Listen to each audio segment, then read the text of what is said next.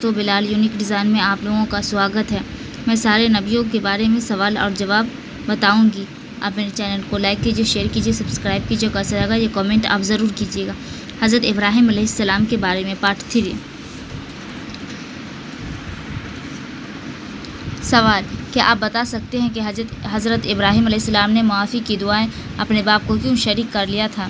جواب: انہوں نے وطن سے نکلتے وقت کہا تھا کہ میں تمہارے لیے اپنے رب سے معافی کی درخواست کروں گا۔ اس وعدے کی بنا پر انہوں نے دعائے مغفرت میں اپنے باپ کو شامل کر لیا تھا، لیکن جب بعد میں انہیں احساس ہوا کہ وہ تو اللہ کا دشمن ہے تو انہوں نے اسے صاف تیرا کر دیا۔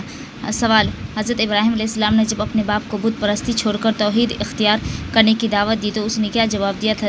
جواب: انہوں نے جواب دیا، ابراہیم کیا تو میرے معبودوں سے پھر گیا ہے؟ اگر تو باز نہ آیا تو میں تجھے سنگسار کروں گا، بس تو ہمیشہ کے لیے مجھ سے الگ ہو جا۔ سوال: جب حضرت ابراہیم علیہ السلام کے باپ نے آپ کی طرف سے پیش کردہ پیغام توحید کے جواب میں کہا کہ تو ہمیشہ کے لیے مجھ سے الگ ہو جا تو بتائیے حضرت ابراہیم علیہ السلام نے کیا کیا؟ جواب: آپ نے اپنے باپ سے کہا، سلام ہے آپ کو، میں اپنے رب سے دعا کروں گا کہ آپ کو معاف کر دے، میرا رب مجھ پر بڑا ہی مہربان ہے۔ میں آپ لوگوں کو بھی چھوڑتا ہوں اور ان ہستیوں کو بھی چھوڑتا ہوں۔ آپ ہے لوگ خدا کو چھوڑ کر پکارا کرتے ہیں، میں تو اپنے رب کو پکار کے نامراد نہ رہوں گا۔ سوال: حضرت ابراہیم علیہ السلام اپنے مشرک باپ اور قوم کو چھوڑ کر جب فلسطین میں آباد ہوئے تو اللہ پاک نے ان کو کن کن نعمتوں سے نوازا؟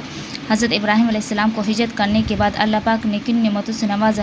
جواب: اللہ پاک نے فرمایا، پس جب وہ ان لوگوں سے اور ان کے معبودان غیر اللہ سے جدا ہو گیا تو ہم نے ان کو اسحاق اور یعقوب جیسی اولادیں اور ایک کو نبی بنایا اور ان کو اپنی رحمت سے نوازا اور ان کو سچی نامداری عطا کی۔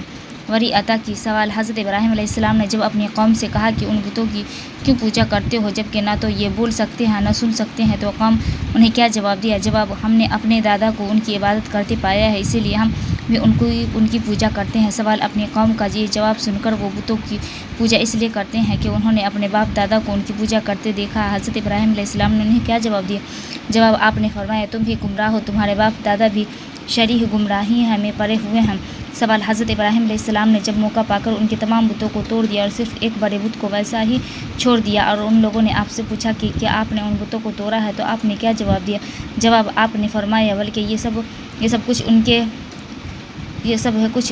کے سردار نے کیا، انہی سے پوچھ لو اگر یہ بولتے ہیں تو۔ سوال: حضرت ابراہیم علیہ السلام پر 3 جھوٹ بولنے کا جو الزام لگایا جاتا ہے ان کی کیا حقیقت ہے؟ جواب: یہ سراسر غیر معتبر ہے۔ سوال: حضرت ابراہیم علیہ السلام نے جب بتوں کو توڑنے کے الزام میں قوم کو یہ جواب دیا کہ ان کے بڑے سردار کا کیا ہوا ہے، اس سے پوچھ لو، تو انہوں نے لاجواب ہو کر کیا کہا؟ جواب: بولے تو جانتا ہے، وہ بولتے نہیں ہیں۔ وہ دل میں کہہ رہے تھے کہ ہم خود ہی ظالم ہیں کہ ان بے جان مورتیوں کی پوجا کرتے، مگر شیطان ان پر غالب آ چکا تھا، اسی لیے اپنے عقیدوں پر ڈٹے رہے۔